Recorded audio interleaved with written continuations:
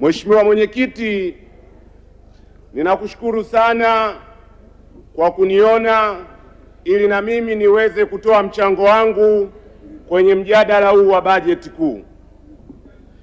Mheshimiwa Mwenyekiti, kila asubuhi kiti cha Spika huwa kinatuongoza kuomba dua ya kuiombea nchi yetu na kuliombea Bunge. Wakati huo mimi huwa naitafakari sana ile dua. Dua ile imejaa maombi mengi, lakini sehemu inayonipa tafakuri kubwa ni pale ambapo tunamwomba Mwenyezi Mungu atujalie tuweze kujadili kwa dhati ili tulete manufaa kwa watu wote na ustawi wa taifa letu. Lakini Mheshimiwa Mwenyekiti, kwenye baadhi ya mijadala mimi huwa napata wasiwasi. Tunaelewa uzito wa dua hiyo? Kujaliwa kujadili kwa dhati sio jambo jepesi. Udhati unataka ukweli. Ni lazima ukweli tuuseme na tuusimamie kwa dhati. Kwa hiyo mimi leo namuomba tena jioni Mwenyezi Mungu anijalie niweze kujadili kwa dhati kwenye bajeti kuu ya serikali. Mheshimiwa Mwenyekiti, nitakuwa na mchango kwenye maeneo machache. La kwanza ambalo naona halijapata mjadala wa kutosha ni suala la kuongezeka kwa bei ya mafuta. Kwenye bajeti hii nimesoma kwenye aya ya 28 na kwa kweli nimeshangaa sana na nimepata wasiwasi. Mimi ni Tomaso, napenda kuhoji kudadisi kwamba kwa nini jambo zito hili waziri amelitaja kwa mtindo wa kupita hivi. Nikaweka maswali mengi. Serikali inasema humu kwamba kwa mwezi Mei imeweka ruzuku kwenye mafuta na inasema kwa diesel imeweka shilingi 259 na kwa mwezi Juni imeweka shilingi 535. Hili jambo ukiangalia gharama, ukiangalia ukubwa, wingi wa mafuta tunayoagiza kwa mwezi, ukazidisha kwa fedha hizi, bila shaka haya ni mabilioni ya shilingi. Lakini waziri wa fedha ameitaja kwa jumla hivi. Mimi ninapata mashaka mpaka pale nitapopata taarifa za nyongeza, mpaka nijibiwe maswali matatu. Ni fedha kiasi gani serikali imeziingiza kama ruzuku kwenye mafuta? Swali la kwanza. Tukishayajua hayo mabilioni, ni lazima tujue impact, matokeo ya mabilioni hayo ya kodi za Watanzania kwenye kushusha bei ya mafuta. Sijawahi kuona mafuta yakishuka isipokuwa hivi karibuni kwa shilingi 20 mpaka shilingi 30 hivi. Ni lazima tujue ruzuku hii ilitolewa kwa mafuta yaliyoagizwa wakati gani, na mafuta hayo bila ruzuku yangeuzwa kiasi gani, na hiyo ruzuku imeleta impact gani. Kama hayo maswali hayapati majawabu, inawezekana mambo mawili yametokea. Jambo la kwanza, inawezekana kwa sababu baadhi ya wabunge tulitoa rai serikali iondoshe tozo kwenye mafuta, na tulitoa rai serikali iweke ruzuku. Inawezekana tunapewa ahadi hiyo kwenye makaratasi peke yake. Hilo linawezekana. La pili linalowezekana,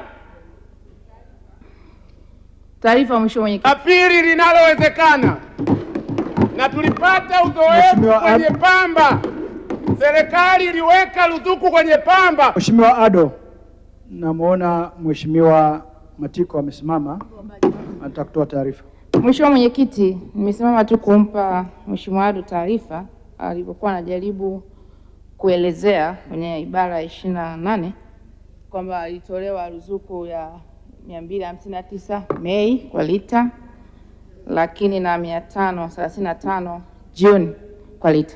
Lakini inampa taarifa kwa sababu ameitamezi vitu viwili. Kwanza akataka serikali iwe imeshatoa ni kiasi gani kinaweza kutumika, na akataka amekoti na Juni ambayo bado tuko nayo, na tunajua ametoa ruzuku kwa Juni hiyo 539. Consumption yake itajulikana mwisho wa mwezi Juni kuweza kujua ni lita ngapi ambazo zimetumika so far, ili waweze kucalculate based on lita ambazo zimetumika na ile ruzuku ambayo serikali imetoa kwa lita. Lakini pili, nimkumbushe tu kwamba nahisi ni ulaghai kwa serikali. Taarifa moja tu kwa mujibu wa shikamani. Ni moja hiyo. Amesema ni ulaghai kwa serikali kutoa hii ruzuku. Huko nyuma sio kipindi hichi ishawahi kutokea kama hivi na serikali ikatoa ruzuku kwenye mafuta, na Watanzania wote wanajua. Asante sana.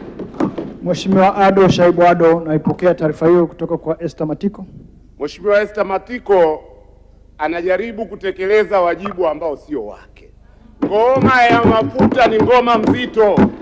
Uwanja wa mafuta ni uwanja ambao usipokuwa makini ni uwanja wa magenge ya cartels. Hapa tunazungumza Mheshimiwa Ado, ni swala la kuipokea au kutoipokea na kuendelea na mchango wako. Waziri yuko hapa, waziri wa fedha yupo, waziri wa nishati yuko pale. Maswali yajibiwe kwa kina. Ruzuku ya Mei na ruzuku ya Juni tupate taarifa kamili. Serikali itakuja kuwainda hapa itaeleza hoja yake.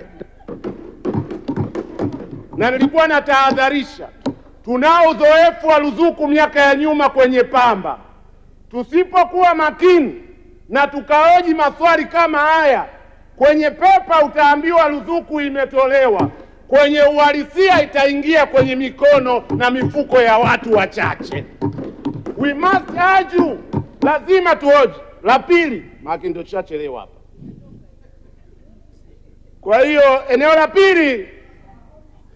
la pili, serikali tunafahamu nia ya kulinda viwanda vya ndani na kukusanya mapato, lakini tuangalie sekta zinazowagusa wanyonge wengi.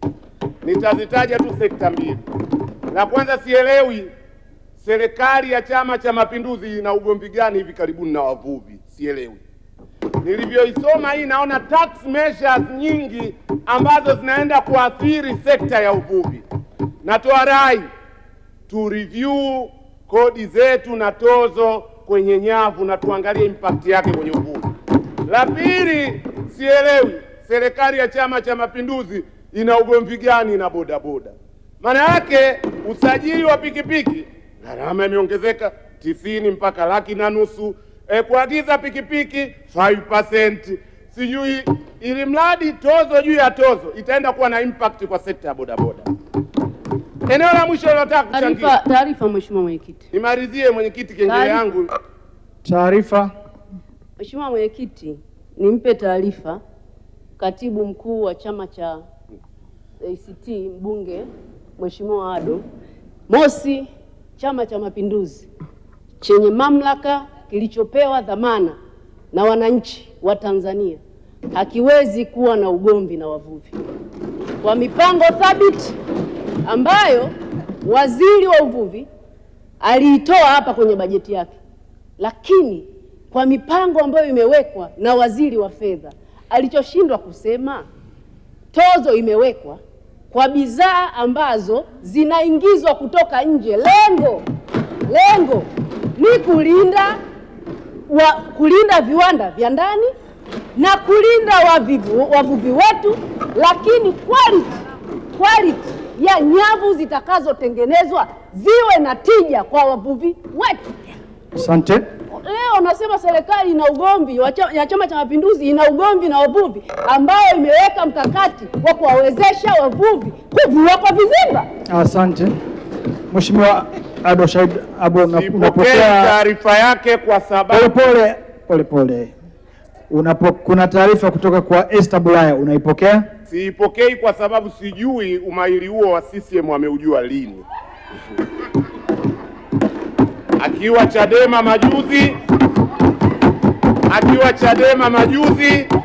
kama sasa ule niliyosema kujadili kwa dhati, mfano mmojawapo ni huu hapo. Naendelea la mwisho, hoja ya mwisho, hoja ya mwisho, hoja ya mwisho. Mwenyekiti Bulaya, naomba kaa chini. Hoja ya mwisho, hoja ya mwisho. Mwisho tatu nao nayo kaa chini. Hoja ya mwisho. Kaa chini. Haujapewa ruhusa. Hoja ya mwisho. Malizia. Hoja ya mwisho. Nimesoma hotuba hii kwa kina. Amani imetajwa mara 5. Katiba haijatajwa. Ado, Mheshimiwa, taarifa. muda wako umeisha. Wind up. Malizia. Nilikuwa nataka La nipe mwisho taarifa. ninalotaka Oda. Mr. Bulaya, hatutoi taarifa wakati mtu ana wind up. Malizia. Mimi na wind up. Challenge ninayotaka kuwapa ni kwamba Chama cha Mapinduzi pia kupitia hotuba hii kinaonekana misingi ya utawala bora, haki za binadamu. Ukiangalia matukio ya utekaji hivi karibuni hayajapewa umuhimu, na hatuwezi kutekeleza bila kuweka framework ya uwajibikaji. Muda wako umeisha. Naomba kaa chini. Muda wako umeisha.